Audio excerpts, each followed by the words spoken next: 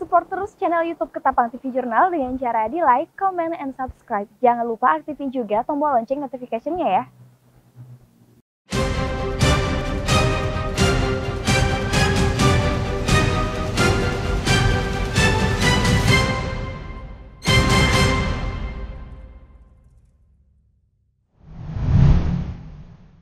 Rapat kerja wilayah Hidayatullah Kalimantan Barat yang berlangsung di Hotel Grand Jury Ketapang pada Jumat pagi 28 Januari 2022. Acara dihadiri oleh Wakil Bupati Ketapang. Farhan memberikan harapannya terkait Rakerwil ini. Berkenaan dengan rapat kerja wilayah 2 Hidayatullah, Yayasan Hidayatullah di Kabupaten Ketapang. Tentu saya mengucapkan pertama selamat ya melaksanakan rapat kerja wilayah 2 Hidayatullah Provinsi Kalimantan Barat. Dan yang kedua,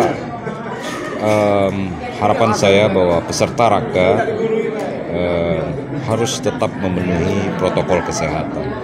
Karena sampai dengan hari ini kita belum berakhirnya pandemi COVID-19.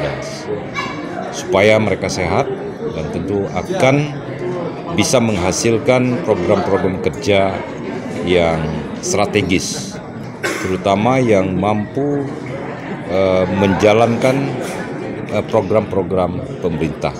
Sehingga rapat kerja ini harapan kami dari pemerintah kabupaten ini betul-betul sinergis ya dengan pemerintah Kabupaten Ketapang maupun beberapa pemerintah kabupaten kota yang ada di Provinsi Kalimantan Barat dan tentu di Indonesia. Nah, jadi apapun yang menjadi program pemerintah kabupaten, nah Hidayatullah masuk ke sana dan tentu tidak menghilangkan prinsip utama terhadap dakwah dan terhadap peningkatan kualitas pendidikan.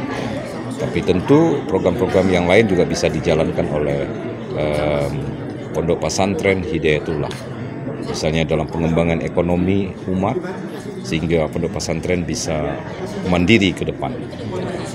Jadi itu yang menjadi harapan besar dari pemerintah Kabupaten Ketapang.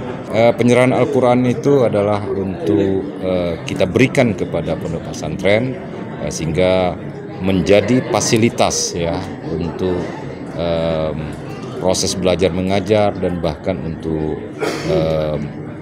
melakukan pengajian dan bahkan bisa dapat untuk sebagai sarana memberikan latihan-latihan pembelajaran kepada anak-anak yang di luar pondok pesantren ya. Jadi itu merupakan sarana lah untuk pondok pesantren dan itu juga bukan merupakan satu hal yang besar jumlahnya, tapi kami memberikan bantuan supaya itu dapat sebagai yang melengkapi. Kami yakin di sana juga sudah banyak Al-Quran, tapi dengan adanya Al-Quran ini semakin lebih banyak lagi sehingga anak-anak pondok itu bisa dapat memakainya dan mengamalkan Al-Quran tersebut. Semoga bantuan itu yang sedikit itu betul-betul bermanfaat bagi kemaslahatan umat, khususnya umat muslim. Kemudian Agis Mahruri selaku Dewan Pengurus Pusat Hidayatullah memberikan penjelasan terkait tema yang diangkat, yaitu konsolidasi jati diri, organisasi dan wawasan menuju terwujudnya standarisasi dan integrasi sistemik. Untuk Rakerwil tahun ini kita mengambil tema konsolidasi jati diri, organisasi dan wawasan dalam rangka sentralisasi. Kemudian sentralisasi dan konsolidasi dan integrasi sistemik. Oke. Kemudian konsolidasi jati diri ini menyangkut 6 hal gitu ya. Yang pertama bahwa gerakan Hidayatullah ini dilakukan secara bertahap, tidak serampangan. Jadi dimulai yang paling mendasar, yaitu tentang landasan ideal gitu ya, yaitu proses lahirnya syahadat kalau dalam berislam gitu ya. Di tahapannya yaitu dengan turunnya surat Al-Alaq 1 sampai dengan 5. Kemudian dilanjutkan dengan turunnya surat Al-Qalam 1 sampai 7. Kemudian dilanjutkan dengan turunnya surat Al-Qalam tadi adalah bagaimana melahirkan generasi atau anak-anak yang soleh, umat atau masyarakat yang berakhlakul karimah. Kemudian turunnya surat Al-Muzammil, yaitu bagaimana spiritnya gitu ya.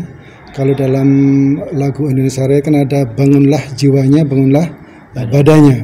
Jadi bagaimana membangun jiwa, yaitu dengan spirit dari Al-Muzammil 1 sampai dengan 10 tahapannya gitu ya.